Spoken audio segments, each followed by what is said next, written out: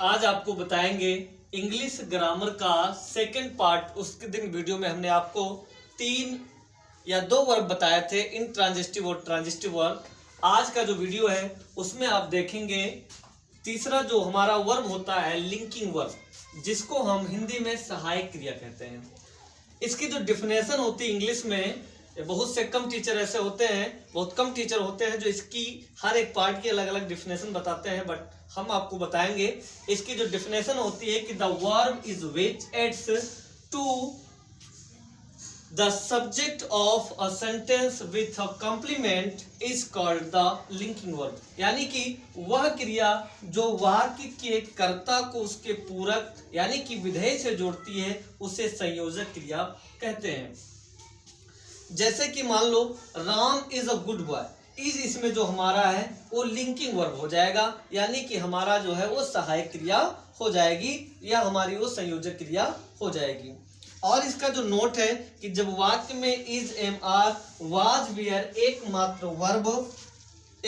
Verb वाक्य का अर्थ पूर्ण करने के लिए जो शब्द लिंकिंग वर्ब के बाद आता है उसे हम कॉम्प्लीमेंट कहते हैं, यानी कि जो हमारा पूरक का कार्य करता है उसे कॉम्प्लीमेंट कहते हैं। अब इसके बाद हमारा जो अगले नंबर पर आता है एक्सिलरी वर्ब। एक्सिलरी वर्ब को हिंदी में बोलते हैं सहायक क्रिया। Axillary verb is used with the main verb in the form of helping verb, यानी कि सहायक क्रिया वह क्रिया होती है जिसका प्रयोग मुख्य क्रिया के साथ होता है, उसे हम बच्चों एक्सिलरी वर्ब कहते हैं।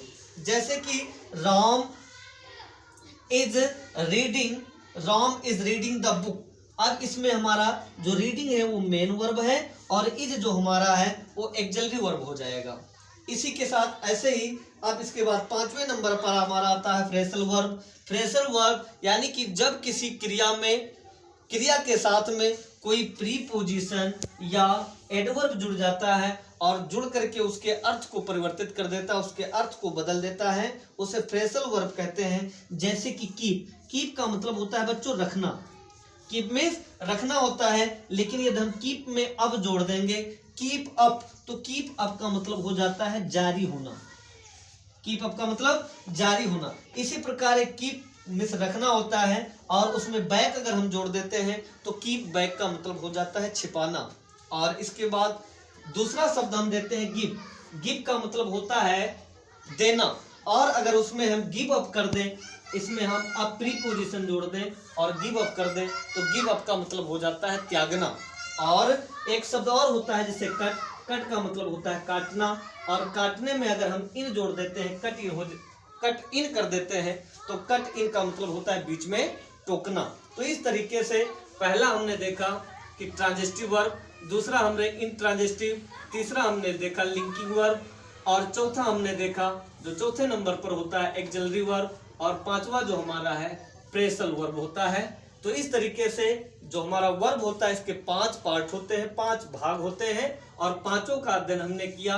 अब इसका अध्ययन करने के बाद यदि संपूर्ण रूप से इसका अध्ययन कर लेते हैं तो हमारा जो हम जिस क्लास में यानी कि ये हमारे 2 से लगा करके और 12 तक हमारे लिए बड़ा फायदेमंद होता है और बड़ा ही मतलब हमारा साथ देता है। तो इसलिए वर्ब की जो परिभाषा है, इसके जो प्रकार है, इसकी जो परिभाषाएं हैं उसे हम कंप्लीट तरीके से उसको हम लर्न कर लेंगे।